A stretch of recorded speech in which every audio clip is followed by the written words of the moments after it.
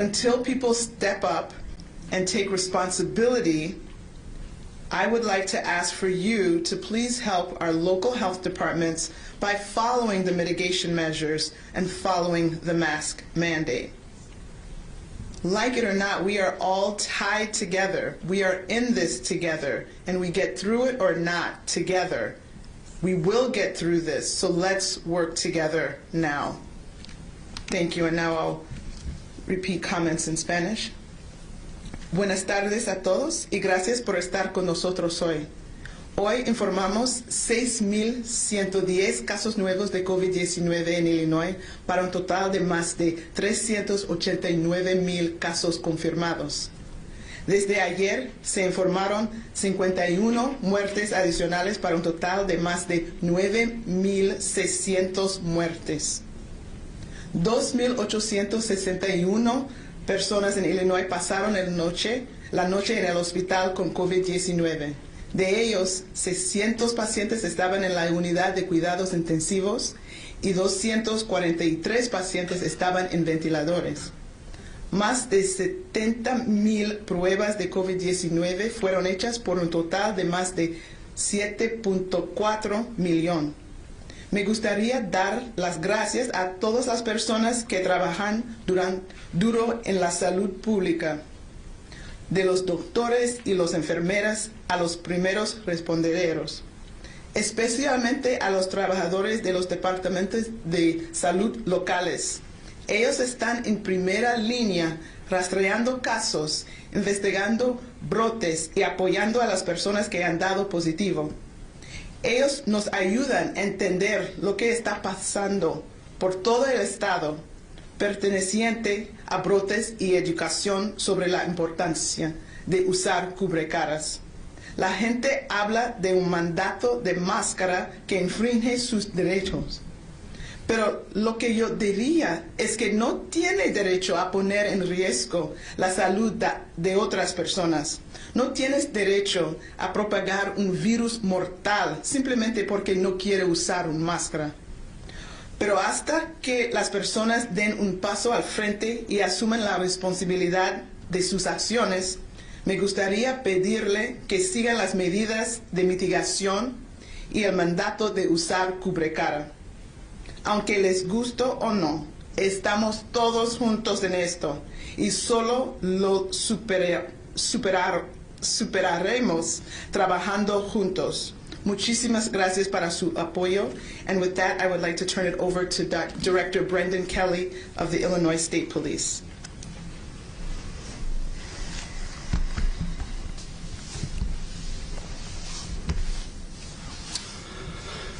Good afternoon, everyone, and thank you, Governor, for your continued support and words and actions for the Illinois State Police, and thank you, Dr. Ezike.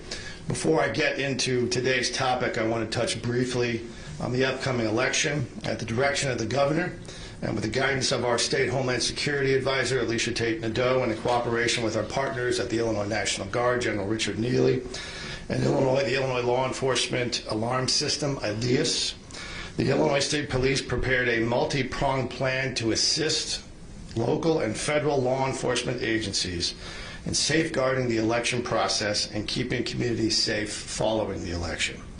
We've been planning for months, including participating in readiness exercises with our state and local partners. Since its inception, the statewide Terrorism and Intelligence Center has supported elected officials with information sharing and analysis of security events. In collaboration with our federal partners, STIC serves as a hub for sharing election-related matters. In the days leading up to the election and the election day itself, STIC is and will be in daily contact with the Election Information Sharing and Analysis Center and the Multi-State Information Sharing and Analysis Center. This elections partnership this year has been expanded to include members of the Illinois Attorney General's Office and the 3 United States Attorney's offices within Illinois.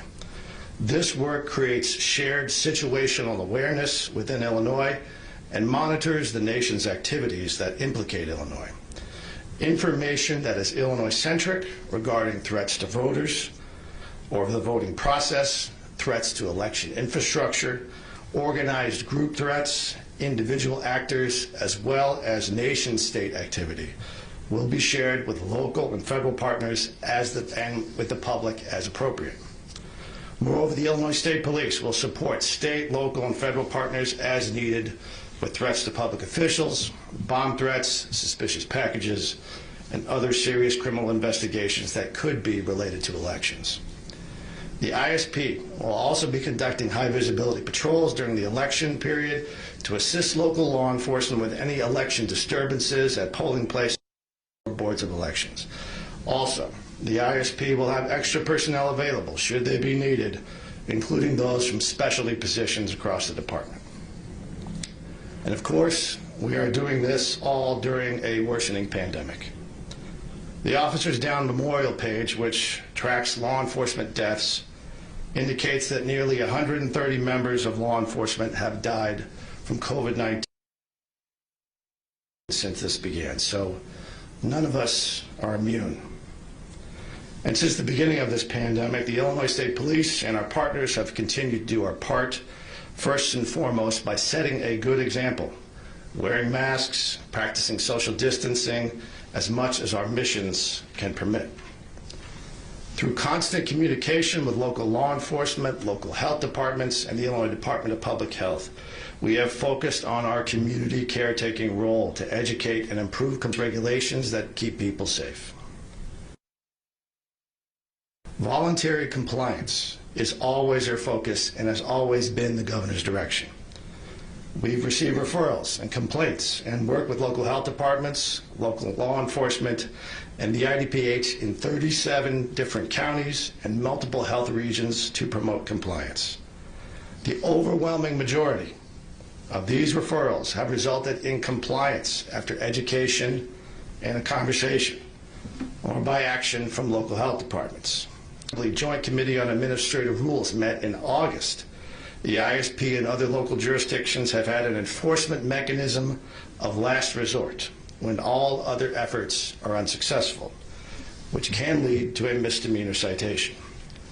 Those emergency rules are focused on businesses, not individuals, and specifically on the requirements of masks and social distancing. Those emergency rules provide for an incremental process when those masking and social distancing requirements are not being observed by a business. That begins first with a verbal warning, followed by a written warning and a written order, and then finally, as a last resort, the issuance of a misdemeanor citation to the business, not to an individual. Let me be clear, no one is arrested. The governor and no one in law enforcement has ever suggested that as a possibility in the circumstance where a misdemeanor citation has been issued. It's where the emergency rule requirements for masking and social distancing have been outright and openly violated by the wait staff, cooks, business owners, and others refusing to respect or observe these basic safety measures. So far, citations have been issued in 5 counties. Again, compliance is always the goal, no more, no less. We know that patience is wearing thin. However, please keep this in mind. The forensic evidence we collect and analyze every day to solve violent crimes and put dangerous offenders behind bars is all based on science and the scientific method of trial and error. The comms, computers, intelligence, vehicle safety features, non-lethal and life-saving technology that has revolutionized law enforcement in the past 100 years are all based on science. While I have been at the hospital bedside of my officers that have been shot or struck or injured more often than I'd like to remember, I have seen with my own eyes and been so grateful for the medical science used by doctors and nurses to care for them. That medical science saved some of their lives. That same medical science gave some family the extra time to say goodbye when they couldn't be saved. So, as the science of COVID-19 evolves, so too must all who serve. And next time my glasses fog up because of my damn face mask, I'll remind myself of the miracles of medical science and that there are smart people who are just trying to save lives including those of my own people. So the men and women of the ISP are going to keep getting the job done, as they always do, while washing hands, social distancing, and wearing our masks. Governor, thank you, and I'll turn it back over to you. We'll start with questions from online today. Chris Carter from WMBD News is asking, Region 3 and Region 6 have reached the 8% positivity rate. Region 3 has 2 days of an increase. Do you have intentions of taking action and enforcing new mitigation in either region anytime soon? We've been clear about what the metrics are for each region when they trip those metrics, whether it's related to positivity rate above 8% for 3 days in a row, or positivity rates rising consistently 7 days out of 10, or again, consistency in hospitalizations rising, those two working together, that when those metrics are tripped, mitigations are put in place. Rich Miller at Capital Facts is asking for you or Dr. Ezike. The Restaurant Association is calling for a return to 25% capacity. Your original plan for mitigation Tier 1 was 25% capacity limits. Why was that changed, and why is 25% off the table? I think that's referring to Region 4. Yeah, so let me begin by saying that we have the same metrics for every region, and they have worked. When we put them in place for Region 4, when we put them in place for Region 7, they were in place for a period of time. When we kept bars and restaurants indoor service closed for a period of time, those regions emerged from those resurgence mitigations as a result of that.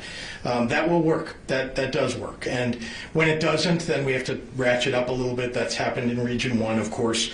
But unfortunately, I will say that we have urged local governments to take action before we ever have to take action.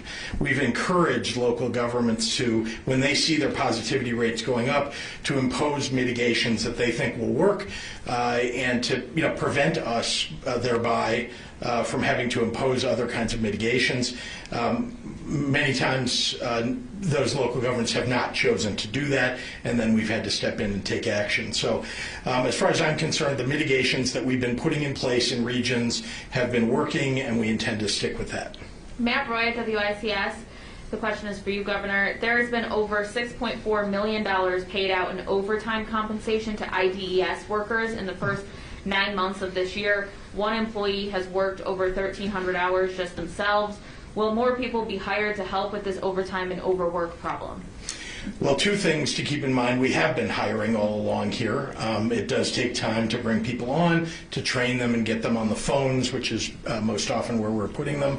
And then don't forget that we brought on outside contractors as well, so that we could bring hundreds and hundreds of people on board, even before we could get them through a process of bringing them on board on a permanent basis at IDES, and we're going to continue to work on that. We're slowly working our way down, bringing down the backlog that has existed in certain categories of unemployment claims, and we'll continue to do that until we get it completed. Jerry Nowicki from Capital News Illinois is asking, state police say that they've only issued citations in 5 counties. As many business owners push back on restrictions, how can we achieve the same widespread buy-in for mitigation efforts as we saw in the first wave without consistent enforcement? Couldn't agree more. Local government leaders are, in fact, ultimately responsible. Local law enforcement, the laws that are on the books, the regulations that are on the books for the state of Illinois are the responsibility, at least enforcement for them, are the responsibility of local leaders, local law enforcement. We use the state police where we need to use them. As many of you know, there are fewer, let's say, sheriff's deputies or police in some areas of the state, and that's where state police have been very, very effective. And there are some areas where local leaders are not doing what they need to do, and that's where state police have come in handy. Christine Tressel from ABC7 asks, we have various groups asking for the data and metrics on restaurants in cases of COVID. Everyone keeps asking what the data specifically shows. CDC studies, they say, are too broad and not specific to what is happening in Illinois. So let me begin by saying that we have 97 local public health departments in Illinois. Some are more technically proficient than others. And so it's taken us some time to work with those departments to get them up to speed working on the same system so that they're reporting into the Illinois Department of Public Health all of the data in all 97 of those public health departments. Remember that there are two sets of data, and we'll be putting that up on our website. We've done a good job, I think, of working with those 97 local public health departments. We'll be putting that data up in the coming days, probably by early next week. It will be up. Exposure data, that's one set of data, and outbreak data, that's another set of data. I want to be clear with everybody that contact tracing gets you mostly exposure data. It's, when you call somebody who is a case, somebody who has tested positive, and you get from them information, what you're getting is who have they been in contact with, in what locations, from the time, typically 14 days before somebody is tested positive to 2 days after they actually took the test when they would find out that they're positive. We're collecting as much data as we can from them. What that typically reveals is where there's been exposure. So all the places that they were at and the people that they came in contact with. So that's what contact tracing data is really all about, exposure data. And you would see, for example, if you look at the data, and we've shown some of that data to you a couple of weeks ago, that many of the listed places in which people come in contact with one another are either private homes, private gatherings, or in bars and restaurants. There are a few other places listed as well, but those are near the top of the list in exposure data. Outbreak data is a little bit different. We'll be putting that information out too, and that typically is where we can trace two or more cases to a place where we, that is sourced at a single location. For example, what we're looking for, because the contact tracing data doesn't tell you where somebody caught it. In fact, there's no way really to know where somebody contracted COVID-19. What we can try to determine by, again, cross-referencing the data is where have people been together at the same time, or where have there been multiple people that are spending time, some period of time in a location. And that can be labeled as an outbreak location. So you'll see that data as we come forward with it, but it'll be in the next few days or early next week. Jim Haggerty at the Rockford Advocate is asking, with COVID-19 cases increasing across the country, how much better is Illinois prepared to handle the second wave as opposed to when the virus first started spreading in the state? Well, I don't know if you recall that at the very beginning of this pandemic, as you remember, we didn't have enough PPE to even cover our first responders, let alone, as you saw, the healthcare workers and frontline workers who badly needed it while we even had a stay-at-home order in place. So are we much better off today? Oh boy, are we better off. We have stockpiles of PPE that we've acquired over time. We've distributed that. Every long-term care facility has PPE delivered to them. Every public health department has PPE delivered to them. We make sure and distribute PPE wherever we can. That's one example. There are many others. Remember that early on we had very few tests. I think we were one of the first states to get the original test to even try out in the state of Illinois. We only had a couple of hundred in the first week or so. We now are administering over 70,000 typically per day on average, and all across the state. So, are we better prepared? We sure are. That doesn't mean that we can stop the virus. It means that with the virus present among us, we at least can diagnose people. We can make sure that people have PPE, and especially masks. People can wear masks. If you can't afford a mask, we provide masks to lots and lots of places where you can get one for free.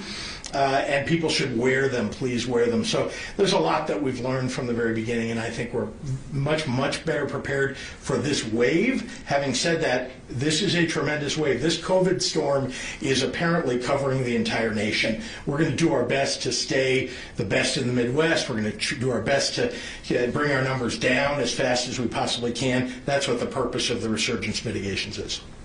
Winnebago County Health Department has guidelines that allow for restaurants to have some indoor service at bars and restaurants as long as they take reservations and people make their information for contact tracing available. Is this a plan the administration supports?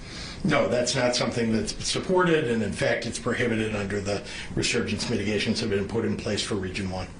Dave Dahl, WTAX, is asking, just to name one, Congressman Darren LaHood has said he's taking his kids to Indiana to play soccer. Countless other parents are doing similar. What do those parents know that you don't?